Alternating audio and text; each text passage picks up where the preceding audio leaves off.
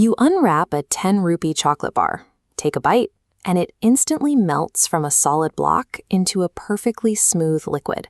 It feels like the most ordinary thing in the world, but behind that simple sensation is a heavy industrial process designed to trick your biology.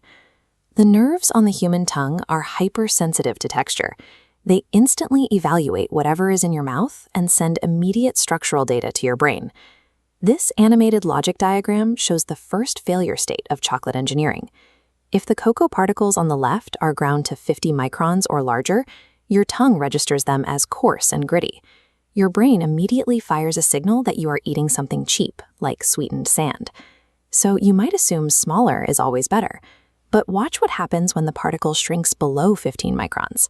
At this microscopic size, there physically isn't enough fat in the cocoa to fully coat the surface area of the particles. The chocolate turns into a sticky, rubbery paste that clings stubbornly to the roof of your mouth. To get that signature melt, manufacturers have to hit a precise mathematical window, between 20 and 30 microns. In this exact range, the fat completely encases the particle. Your tongue feels no friction, just pure, silky liquid. Hitting that microscopic target is brutally difficult. It requires taking a wild, bitter jungle seed and forcing it through a multi-million-dollar gauntlet of industrial engineering. The challenge starts with the raw material itself. This chart illustrates the staggering inefficiency of the cacao tree.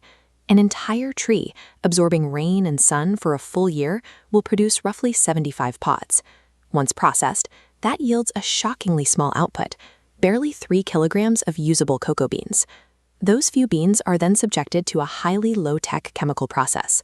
Farmers wrap them in heavy banana leaves and leave them in the humid jungle for weeks to ferment. Without this decay process, the beans would never develop that distinct chocolate aroma.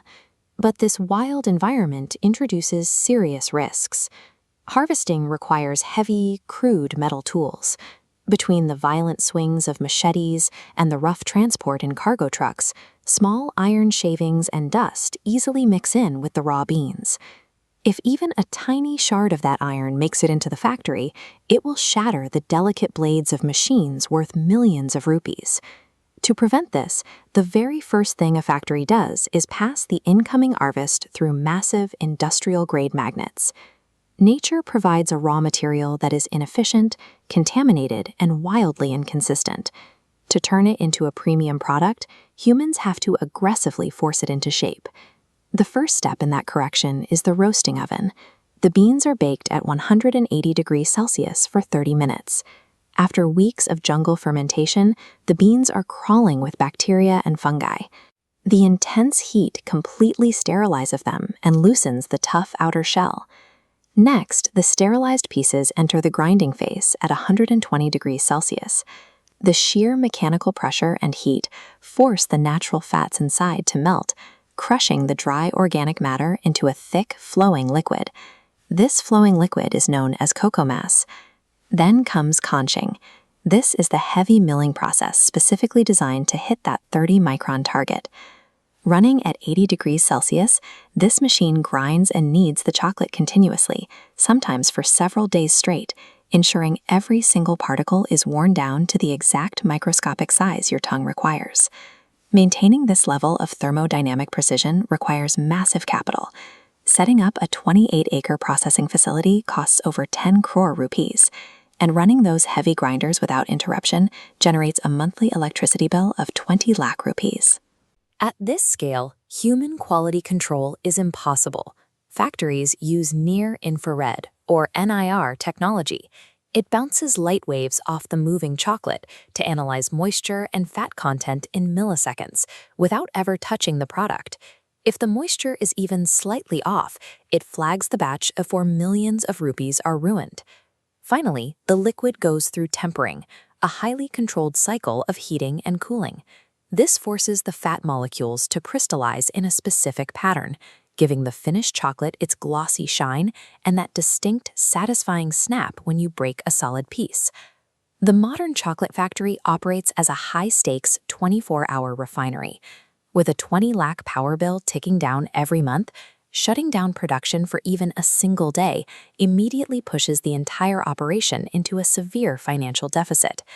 Despite all this precise engineering, there is an unavoidable biological reality. Raw cocoa is incredibly bitter. To make it edible, manufacturers have to flood the refined mass with massive amounts of added fat and sugar. Marketing campaigns heavily promote the natural antioxidants and minerals found in cocoa beans. This creates a health halo around dark chocolate, intentionally drawing attention away from the severe caloric cost required to deliver those trace nutrients. This animated chart breaks down the actual nutritional payload of a standard 100-gram premium dark chocolate bar. While it does deliver iron and magnesium, it actively forces 546 calories, 48 grams of sugar, and 31 grams of heavy fat into your system. And consumer misunderstanding extends to the structure of the chocolate itself. Every year, millions of rupees of perfectly good chocolate are thrown away because people spot a chalky white powder on the surface and assume it has grown a dangerous fungus. Industry experts call this chocolate bloom, and it is entirely harmless. It is simply a thermodynamic reaction. When a bar is exposed to warm temperatures and then cools, the internal fat and sugar melt, rise to the surface, and crystallize. The chocolate remains completely safe to eat. Balancing these massive production costs against consumer expectations is difficult, especially in India's rapidly growing $1.9 billion chocolate market. Buyers demand that flawless 30-micron texture, but they actively resist paying premium prices for it. Setting retail prices is largely controlled by a near monopoly. A single corporate entity, Mondelez, better known to most as Cadbury, commands roughly 70% of the Indian market, effectively dictating the economic standards for the entire industry.